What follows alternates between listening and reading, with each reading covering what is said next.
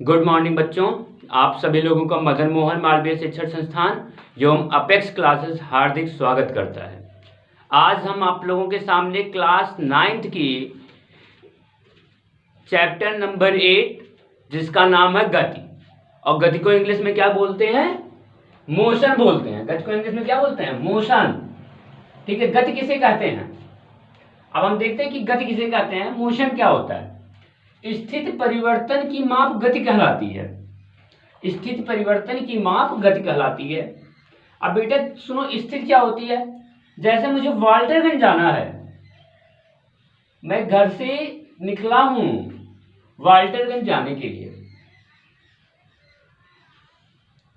तो यहां से ए से चल के बी तक की दूरी जा रहा हूं। इसी के स्थिति परिवर्तन के लिए भाई, जब मैं घर से निकलूंगा तभी तो मार्केट पहुंचूंगा। बताओ, जब घर से हम निकलेंगे तभी मार्केट पहुंचेंगे, और जब घर से निकले और मार्केट पहुंचे, जो परिवर्तन हुआ, जो हमारे परिवर्तन हुई, इसी की माप को हम क्या कहते हैं? गति कहते हैं। अब अगला टॉपिक हमारा है मूल बिंदु, जिसको इंग्लिश में बोला जाता है ओरिजिन। ठीक है, मूल बिंदु क्या होता है? किसी वस्तु की स्थिति को बताने के लिए हमें एक निर्देश बिंदु की आवश्यकता होती है, जिसे मूल बिंदु कहते हैं। किसी वस्तु की स्थिति को बताने के लिए हमें एक निर्देश बिंदु की आवश्यकता होती है, जिसे मूल बिंदु कहते हैं। एग्जाम्पल में हम आपको उदाहरण में बताते हैं। उदाहरण में हम आपको बता रहे हैं, जैसे मम्मी ने बोला, सॉरी मम्मी ने नहीं, जैसे मुझे बैंक जाना है, तो बैंक जाना है। बैंक जब जाना मुझे अपने घर से, ऐसे मैं लिख रहा हूं, घर से बैंक जाना है, घर से बैंक जाना है। अब बेटा जो घर से बैंक जाना है, तो ये मुझे निर्देश कर रहा है, या मुझे कोई निर्देश कर रहा है कि घर से बैंक जाना है। इसी के मूल बिंदु को हम क्या कहते हैं? इसी निर्देश बिंदु को मूल बिंदु कहते हैं। जैसे घर ए हो गया और बैंक बी हो गया। ठीक है, तो मैं आपको बता रहा हूं, ए क्या कर रहा है? निर्देश कर रहा है, घर निर्देश कर रहा है कि आप बैंक जाओ। यही हमारा क्या होता है? मूल बिंदु होता है। अब हम आपको दूरी बता रहे हैं, जिसको इंग्लिश में बोला जाता है डिस्टेंस। दूरी को इंग्लिश में क्या बोला जाता है? डिस्टेंस। अब डिस्टेंस के बारे में हम देखते हैं कि भाई घर से बैंक की कुछ दूरी होगी, घर से बैंक की दूरी होगी 3 किलोमीटर, 4 किलोमीटर, कुछ ना कुछ दूरी होगी घर से बैंक की। अब जो दूरी होगी बैंक की, वो उसकी परिभाषा हम देखते हैं। किसी वस्तु द्वारा किसी समय अंतराल में तय की गई मार्ग की लंबाई को उस वस्तु द्वारा चली गई दूरी कहते हैं। देखिएगा दूरी की परिभाषा, किसी वस्तु द्वारा किसी समय अंतराल में तय की गए मार्ग की लंबाई को उस वस्तु द्वारा चली गई दूरी कहते हैं। जैसे एक आदमी घर से स्कूल जा रहा है, या एक बच्चा घर से स्कूल जा रहा है,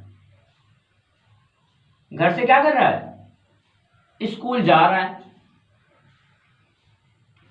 तो स्वाभाविक बात है, ये बेटा ये घर है आपका और ये स्कूल है। मैं यहां पर बना भी देता हूं, ये आपका घर है और यहां पे बच्चा पहुंचता है, तो ये स्कूल है बाबू, समझिएगा। ये स्कूल है, क्योंकि घर से बड़ा होगा स्कूल, क्योंकि इसमें स्कूल में बच्चे पढ़ते हैं। इसे मैं थोड़ा सा बड़ा बनाता हूं।